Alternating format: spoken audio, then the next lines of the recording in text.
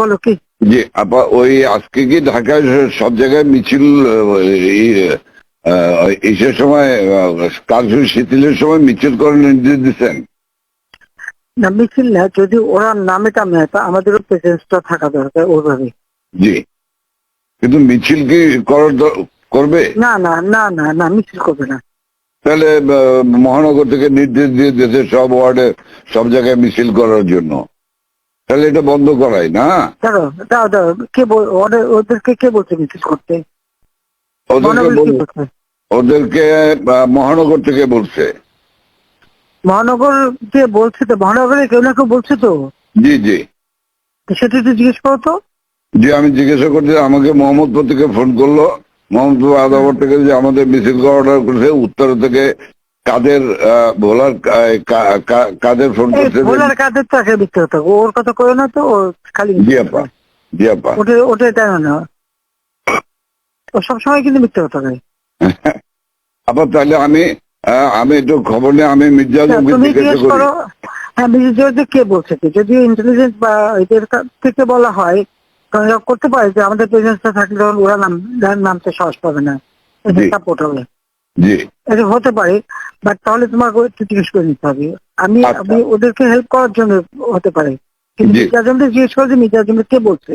জি, ওরা জিজ্ঞেস করে আমার জানাও। আমি জানছি। আর আপা ওই যে তালিকাটা তৈরি করতে বলছেন, একটা তালিকা তৈরি করছি, তা আমি রেডি হয়ে গেছে, আমি আপনার কাছে আজকে হ্যান্ড ওভার করবো, আপনি পিএমও থেকে ফেরার সময়, বুঝলে? হ্যাঁ ঠিক আছে। আর আপা একটা বিষয় একটু বলি, আমু ভাই 14 দলের মিটিং ডাকছে তার বাসায়। তো আমি যাব, আমাকে যেতে বলছে। যাবা? আচ্ছা যাও। জি, কারণ সেদিন তো এটা খুব আমাদের ভালো হয়েছে, ওদেরকে ইনভলভ করে যে করলাম না, নাহলে তো মানে এটা একটা বিশাল কাজ হয়েছে আপা। এবং তাদেরকে ওই সময়টাই কারফিউর কথা সিদ্ধান্ত নেওয়ায় ব্যাপারটা খুব ওভারঅল হয়ে গেছে, খুব ঐতিহাসিক ভালো কাজ হয়েছে। ওই তাদের গিয়ে একটা মেসেজ দিচ্ছে সবাইকে যে যা কিছু আছে সব তো বঙ্গবন্ধুর কথা এখন নকল করে। জি জি, সবাই জি, মানে আন্দোলন চালায় যাও, 2 দিন কন্টিনিউ করতে পারলে আর এই গভর্নমেন্ট থাকবে না। জি হ্যাঁ, তো এটা সে সবাইকে বলছি। এখন তো তোমার আমি একটা কথা বলি, তোমার এই যে বিহারি, তুমি আমাকে যেটা বলবো সত্যি কথা বলবো। জি, তোমার ওই মোহাম্মদপুরে যে বিহারি পড়ছিল, ওদের ভূমিকাটা কি? ওদের ভূমিকা ভালো আপা, শুধু এখানে সেন্টু কমিশনার আছে একটা, এই যে কালপিট জাতীয় পার্টির, হ্যাঁ, ও একটা কালপিট, ওর সঙ্গে কয়েকটা ছেলে আছে জাতীয় পার্টির সঙ্গে, ও তো ওই এলাকার কাউন্সিলর, ওর কাছ থেকে বেনিফিট নেয়। এই ছেলে, এই গুটি কয়েক ছেলে, ধরেন 15-20টা ছেলে, তারা সব আমাদের আজকে তাহলে ওরা পিক আপ করতে হবে। সেন্টু হলো সমস্ত রুট, মানে রুট অফ অল ইভিলস। তাহলে ওইটাকে ধরাবো, ওটাকে ধরবে। আর এছাড়া আমার মোহাম্মদপুরের সব ঠিক আছে, শুধু পল্লবীটা ডিস্টার্ব। আজকে ওরা সব ক্যাম্পে নিয়ে পল্লবী সব নিয়ে মিটিং করতেছে।